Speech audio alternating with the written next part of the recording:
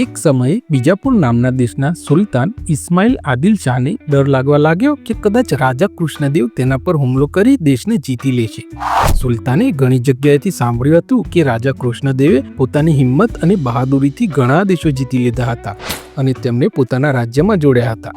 આ વિચારતી વખતે સુલતાનના મનમાં વિચાર આવ્યો કે જો તેણે પોતાના દેશને બચાવવો હોય તો રાજા કૃષ્ણદેવને મારી નાખવો પડશે। સુલતાને તેનલીરામના નજીકના મિત્ર કનકરાજુને આ કાર્ય સોંપ્યું અને તેને મોટા ઇનામની લાલચ પણ આપી। આ પછી કનકરાજુ રાજાને મારવાની યોજના બનાવે છે અને તેનલીરામને મળવા જાય છે।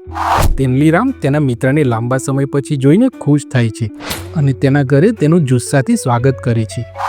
તેનલીરામ તેના મિત્ર કનકરાજુની સારી સેવા કરે છે। થોડા દિવસો પછી જ્યારે તેનલીરામ કોઈ કામ માટે ઘરની બહાર જાય છે ત્યારે કનકરાજુ રાજા કૃષ્ણદેવને તેનલીરામને સંદેશ આપે છે કે જો તમે આ સમયે મારા ઘરે આવો તો હું તમને કંઈક અનોખું બતાવીશ। આ વસ્તુ એવી છે કે જે તમે ક્યારેય નહીં જોયું। સંદેશ વાંચીને રાજા તરત જ તેનલીરામના ઘરે પહોંચે છે। ઘરની અંદર જતા સમયે રાજા કૃષ્ણદેવ પોતાની સાથે કોઈ હથિયાર લેતા નથી અને સૈનિકોને બહાર જ રહેવાનો આદેશ આપે છે। રાજા ઘરમાં પ્રવેશતાની સાથે જ કનકરાજુ તેના પર છરી વડે હુમલો કરે છે, પરંતુ રાજા કૃષ્ણદેવ ખૂબ જ ચતુરાઈથી કનકરાજુના હુમલાને રોકે છે અને તેના સૈનિકોને બોલાવે છે। રાજાનો અવાજ સાંભળતા જ અંગરક્ષકો ત્યાં પહોંચી જાય છે અને કનકરાજુને પકડીને મારી નાખે છે। રાજા કૃષ્ણદેવનો કાયદો એવો હતો કે જે કોઈ રાજા પર જીવલેણ હુમલો કરે છે તેને આશ્રય આપનારને મૃત્યુદંડની સજા આપવામાં આવે છે। તેથી તેનલીરામને પણ મૃત્યુની સજા થાય છે।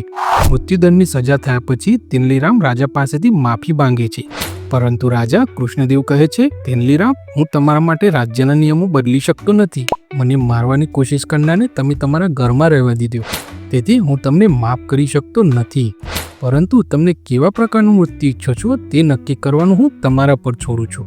આ સાંભળીને તેનલીરામ કહે છે, મહારાજ, મારે વૃદ્ધાવસ્થામાં મરવું છે।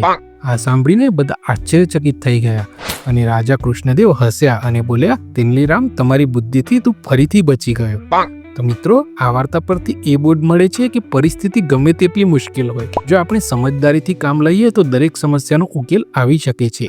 તેનલીરામે પણ એવું જ કર્યું। મોતને સામે જોતા હોવા છતાં તેને પોતાના મગજનો ઉપયોગ કરીને પોતાનો જીવ બચાવ્યો। તો મિત્રો, વાર્તા સારી લાગે તો લાઈક કરજો, ચેનલને સબસ્ક્રાઇબ કરજો। મળીશું બીજા વિડીયોમાં। જય હિન્દ, જય ભારત, જય જય ગરવી ગુજરાત।